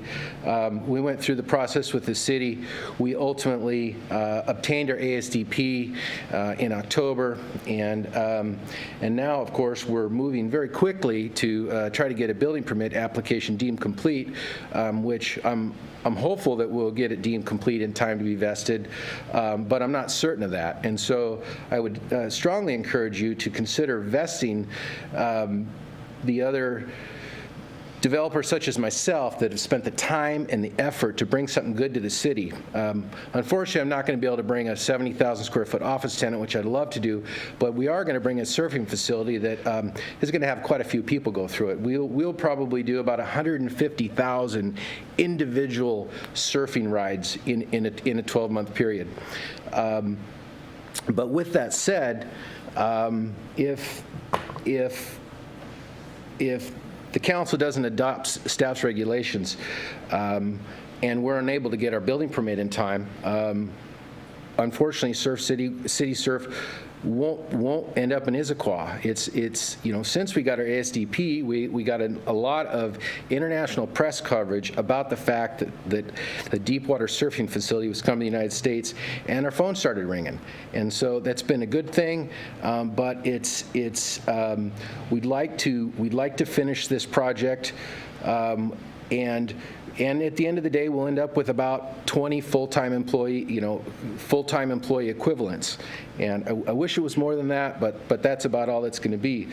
But I will say that this, in carefully looking through, reading the staff's memo today, looking at the FAR, this minimum FAR, and I'm still unclear if that's going to affect us. But if we are imposed with that minimum FAR, we can't do it. We can't. It's impossible to build a 54,000 square foot. It's economically infeasible to build a 54,000 square foot building with the current uses. Because if it was possible, I would have already found that use. And so I know it might sound like a good idea to tie FAR to jobs, but I think it's going to have an opposite effect. I really do. And so looking at our property, Block 20, if the council doesn't adopt staff's recommendation 2, and we're not get vested, we're not going to start over. I can promise you that. What will happen is the property that I'm speaking about, which is Block 20, it's right behind Dick's. The only commercial use that is suitable, and trust me, I know this because I've been working on this 7 days a week for a year, is a self-storage. And so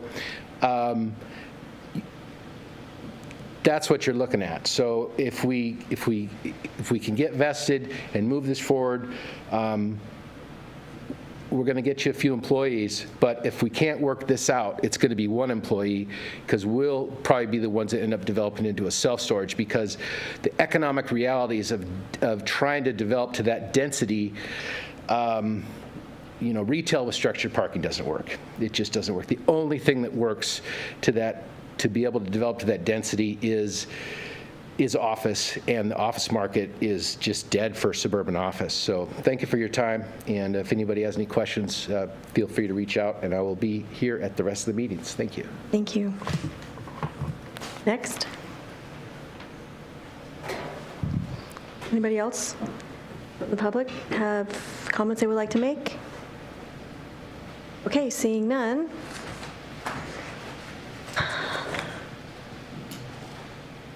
Where to start? Yes. Oh, Sure, I'll dive in. Why not? go ahead. Seriously? Of Okay. course, if you want. I like the idea of a development agreement for the shelter holdings parcel. I think about Grand Bridge Plaza, and I think about how important, and we didn't do a development agreement for that, right? That was a three-party agreement with the county.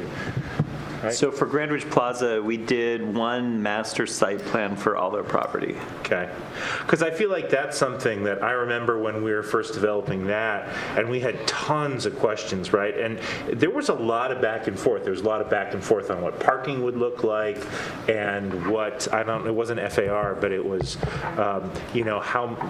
what the character of that was going to be. And I think that worked out well in the end, but I think the parcel that we're talking about is every bit as important to the character of the Highlands as Grand Ridge Plaza was.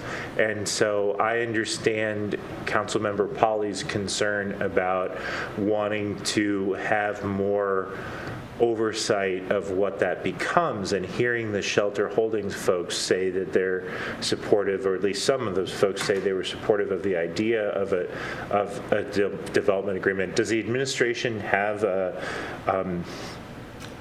any, what would the reaction of the administration be if we wound up looking to do a development agreement? So they had asked to do a development agreement. I think the answer went back, no, we weren't interested in that. So if the council has changed their mind, because we, typically what we do, because there's such a significant investment of staff resources, what would happen is I could dust off a letter that's over a year old probably, attach it to an agenda bill, send it forward, and let the council decide if they wanted to invest the time into that. What I would say is, I think we all know that a development agreement is an opportunity to potentially optimize the outcome, but it has to be a win-win for both parties, right? Mm-hmm. So, I think I've heard to some extent why the council would want a development agreement, because it would give some more predictability to the outcome, right? They would also want to get something out of it. So as long as everybody walked into that arrangement with their eyes wide open, I think that would probably be an outcome that they would be happy to have in terms of potentially moving forward with a separate agreement that would allow for them to have some predictability on the build out of their 20 acres. Because I'll say one last thing. I'll say as the guest to Land and Shore that this feels to me like we had so much going on this year with a moratorium. I would love to say, let's get the moratorium behind us and then be able to put some real horsepower towards what this development agreement would look like with more cycles available to us to do that. So, I guess what I would say is you guys can enter into a development agreement with any willing property owner at any time, right? I think the question that is on the table is, this development agreement has reached its build-out period. Actually, both of them have. And we're kind of in this period that both development agreements were written in a way that said that they could extend beyond the build-out period until basically we adopted replacement regulations. So that can be in an indefinite amount of time, or it could be December, January. It wouldn't stop them from starting a development agreement process by, if this committee feels like there is some receptivity to that, and whether y'all want to actually kind of weigh in on that. Like I said, I do have a letter that they have submitted. It's like it is at least a year old, asking to enter into a development agreement, and it's been sitting in my inbox for, I might have to ask Gary to send me another one. I'm not sure I recycled it or if it's still in my inbox. So there is, so they can be, they don't have to be tethered things. They can be separate. Ending of the development agreement and the commencement of a new one. So the over a year old letter, there's been an evolution in the ideas for the property. But I think the issue for us is where we go with the end of DAs and what's going to replace the regulations that are now governed by development agreements.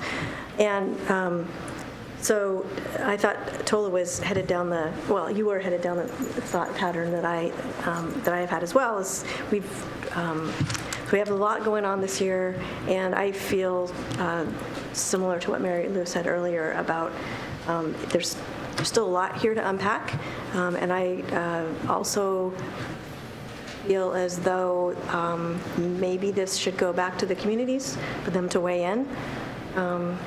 And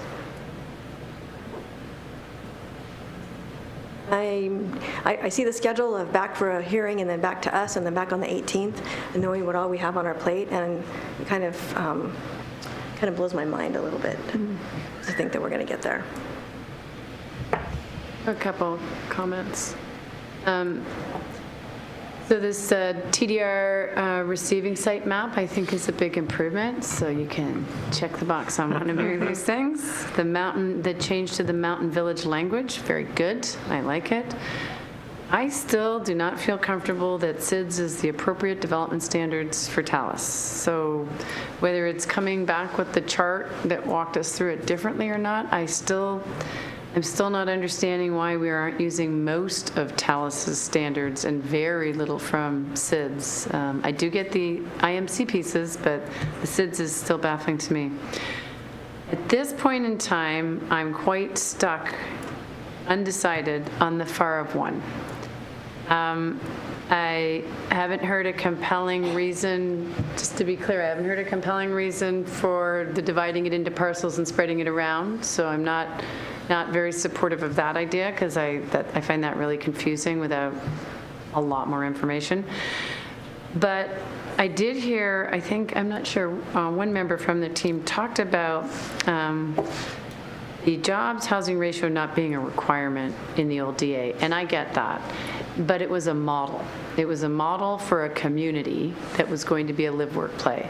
And the piece that is very hard for me to get to approving what the new regulations would look like is because we had a plan that had a model that evolved that we didn't follow, and now we're going to put regulations in place. And I just feel like I don't understand where we started, how it evolved, and why this regulation, this new regulation coming in instead, will actually get us what we originally wanted.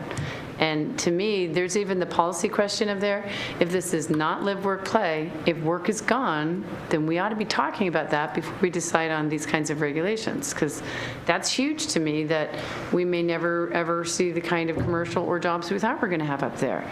That's huge. And then just to say, well, forget it that they're not coming and approve a new code that says they are. That to me is kind of a big policy piece that we haven't even chatted about. So I'm kind of stuck with that. And when I say I need something, what I need to know is, for this exact area, there was a certain amount of housing, a certain amount of commercial, a certain amount of retail.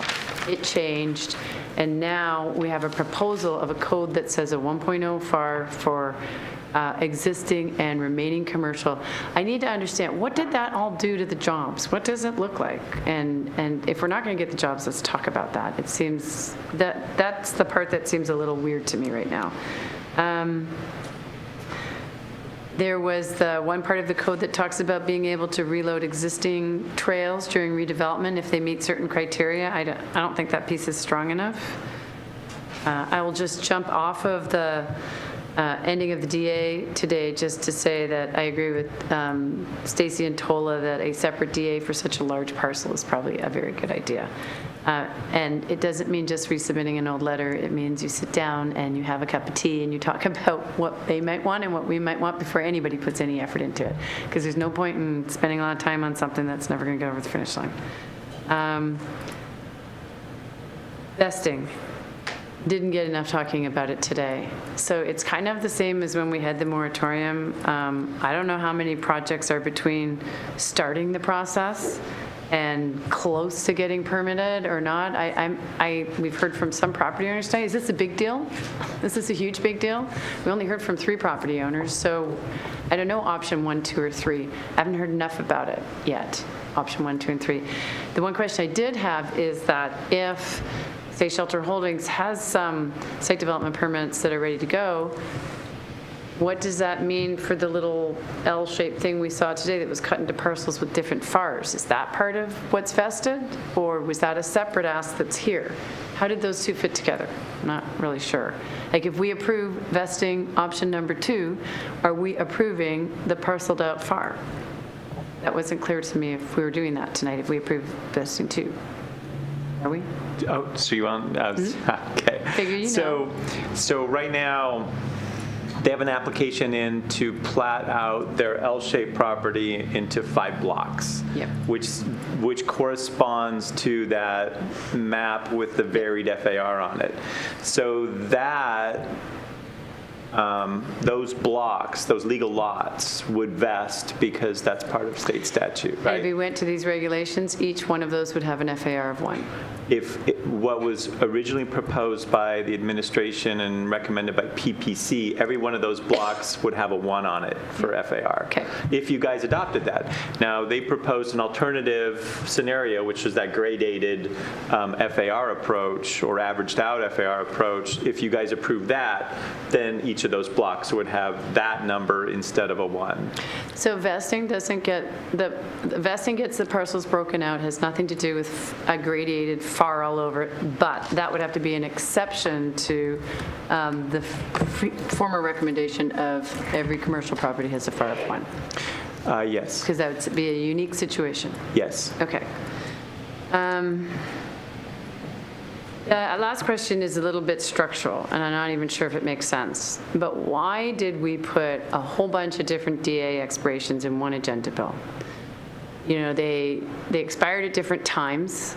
They have different characters and feeling, and we put them all together like, you know, if we don't do Highlands right now, we also don't do Talus. So how did that all get put together like that? So Talus and the Highlands development agreements, they actually started 5 years apart, but they had 5-year different build-out periods. So they actually both ended in 2017 from a build-out perspective. And so, you know, what the staff did is, because if you live in the Highlands, you know, Ichi Joe's property, I don't know what it's called. Sunridge. Sunridge, you know, the Y, Z Home. I mean, most of the people in the Highlands feel like those are part of the Highlands and don't say, oh, well, that's the TOD development agreement neighborhood, right? And so for us, since we were sunsetting the Highlands, you know, we took those development agreements which were built out and just suggested sunsetting those as well. We felt like the regulations, rather than having to do another administrative end of development agreement for TOD and for part of WashDOT whenever they came due, we were being efficient with our time and saying, let's go ahead and take those pieces down now as well and finish out the contracts. So having heard the comments tonight where there are very few in regards to Talus, except that perhaps a final community touch might be important, many more related to the other 3, just because they're geographically linked. Why not separate them and Talus moves on a different track than the other 3? Talus seems like it didn't need a whole lot more to go, but maybe one more community meeting. We did hear from one developer with concerns, but I didn't hear that the council or this committee was willing to walk away from the 1.0 FAR anyway. So could they move on separate tracks? Does it make sense that they move on separate tracks? They absolutely can move on separate tracks. We've drafted code language which is somewhat joined at the hip. Which could show up in both agenda bills. Mm-hmm. Yeah. Yeah. Okay. Well, that was just a question. Huh. Yeah. You want to go from here? He can say anything he wants because he's not coming back. That's right. Or maybe. It depends. So we have the public hearing. It has been advertised. We have to have the We have to public go hearing. back, this has to go back to the full council with some sort of a recommendation. And so the question is what that recommendation is. Well, and I may just be displaying my ignorance, but there is no action that the council is being asked to take at that public hearing? They have to send it back to, Right. They have to send it somewhere I from the hearing. understand. They have to send it. Which is a process. It's a process, but again, you're going to drag all the, developers from 2 different areas and all the rest to one hearing again. So, I mean, it sounds like what we're saying is cleave Talus out from the Highlands, and move forward expeditiously with Talus, and potentially development agreement for the shelter holdings there, I said it correctly, parcel, and I don't know what the path is for the rest of the Highlands side of it. That's the part I guess That's the biggest, hardest part. So is there interest in having both of those go back to the communities have, you're interested in having the communities have another meeting about the proposals? In my mind, yes, separately. I don't think putting Talus and Highlands together makes No. sense. Yeah, so They're yes separate for meetings. Talus, and I actually think my ask would be what I'd said earlier, where staff presents a vision, a written vision of what this does, so that the community can picture it, not just here's some new code and now we have vesting, but really paints a picture in a simple story, so that the community is clear on what this means. So yes, I would like it to go back. And I think part of that for Talus would be clarity on, I heard differing points of view on the role of community review and its effectiveness. And so to understand what that, to clarify that in simple English for the folks in Talus, I think would be helpful for all parties involved. Okay, so let me start here. Back to this agenda bill would go back to December, to the full council on December 4th for public hearing, and then is it, the recommendation from the committee could be to have Talus continue on a different agenda bill, and then both of the proposals would go back to their respective communities, and then back to the full council or Land and Shore. Because the schedule up here says after the public hearing, it goes back to Land and Shore and then goes back to the council. So do We were just posing that as an option. It does not, that is completely your decision what happens after the public hearing. It would seem that it would need more committee work after that. I think we need more community work. So public hearing, Talus separate AV, both back to the communities, back to Land and Shore, and then back to council. Not necessarily, and not together. And I guess my question to staff would be, especially on the Highlands part, do you have any idea what we asked you to bring back? I think I asked my questions clearly, but maybe I didn't. What is it that you heard that we would want to talk about more? So for the Highlands, so for Talus, I think you were clear that you wanted a better understanding of why the administration felt like SIDS was appropriate standards for Talus. And I think that's fairly easy conversation, actually.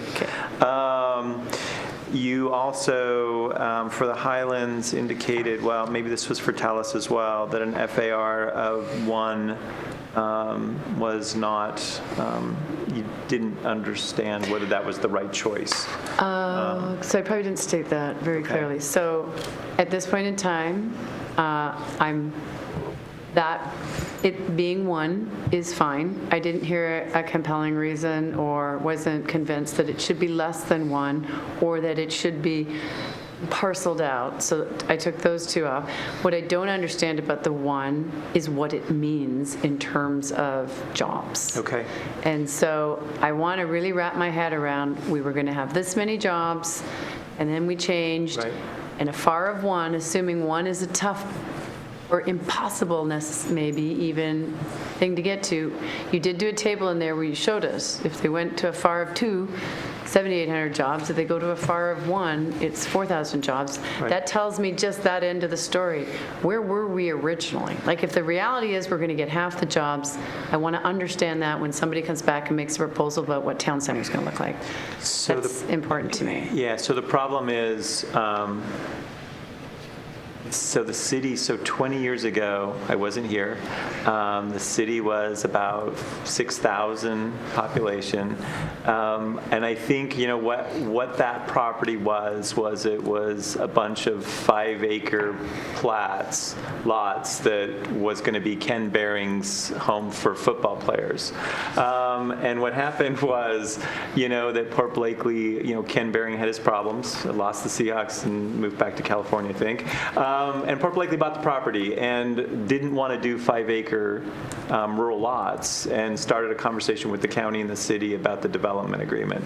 So for us, Yeah, that's not where I'm heading. well, but I think It's a the little point is, simplified, but that's okay. okay, so I think the point was, for us, it was doing smart growth. It was better use of the land, more open space got preserved. The number of jobs that we hope to get, that literature doesn't seem to exist unless Lucy knows where it is. For me, it's IT. 3 million square feet of this, Okay. do it, blah, number. This is Okay. what we thought we're getting. This is what we called live, work, play 20 years ago. Okay. 2017, this is what we got now. This is live, work, play. New regulations, assuming an FAR of 1, that's where we're going to go. I just want to Okay. understand, how has that changed over time? It may inform what I feel about a 1.0 when I see what that means. Okay. I have a hard time saying 1.0 is exactly right, because We can do the chart. that's it. And if the chart is helpful, hopefully it will be. Vesting. What did you And hear about vesting. vesting? And so vesting, what I heard was not having perspective on how many projects were in the pipe is definitely a piece of the puzzle that you would want to know I'd before. like to hear, like, not a making list of decision. projects, but just quantities like we kind of Right. did when we were talking Right. about a moratorium. Yeah, So yeah, we can do that. Okay. It's not a big list. okay. Okay. I also heard land use. You wanted to see the Land chart use. Yes. of the original development agreement and how that's Oh, changed. permitted uses. Do we want to provide some sort of recommendation about when these, the timing for going back to the communities?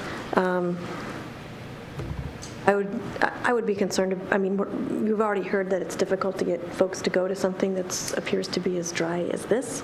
And so if we don't, I would think something after the first of the year, after the holidays.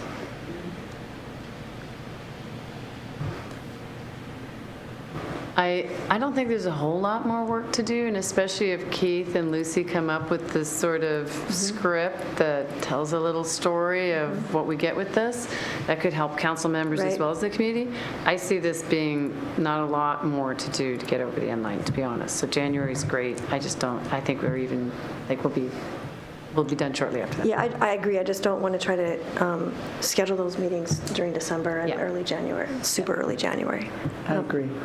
I don't think it works. Okay, are we clear on what we recommend back? Yep. Okay. So we're recommending it back for 12/4 for the public hearing. Want me to repeat it? Sure. Okay. The recommendations are, it would go back for the public hearing. The committee would recommend to the full council that there be a separate agenda bill for Talus. Oh, okay. And then both agenda bills would go back to their, so that's going to be a new agenda bill. So there's going to be a little procedure there. So that new agenda bill is going to have to come back to the council, probably on consent, with a referral to go out to the community.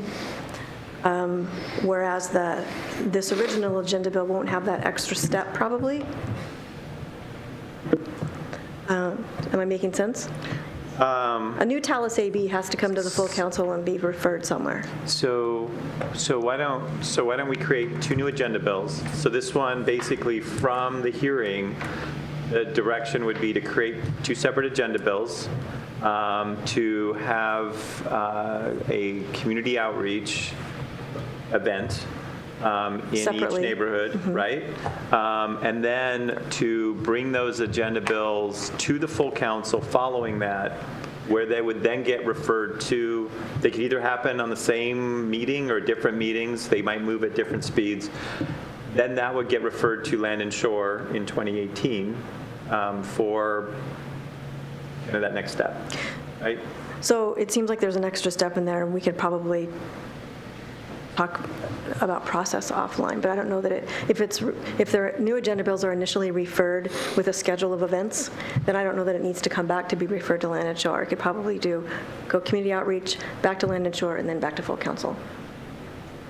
I'm sure the city clerk will have an She'll opinion on that. figure it out. Yes.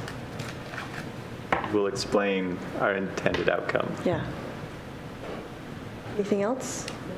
Anything else for us? Yep. All right, we're adjourned.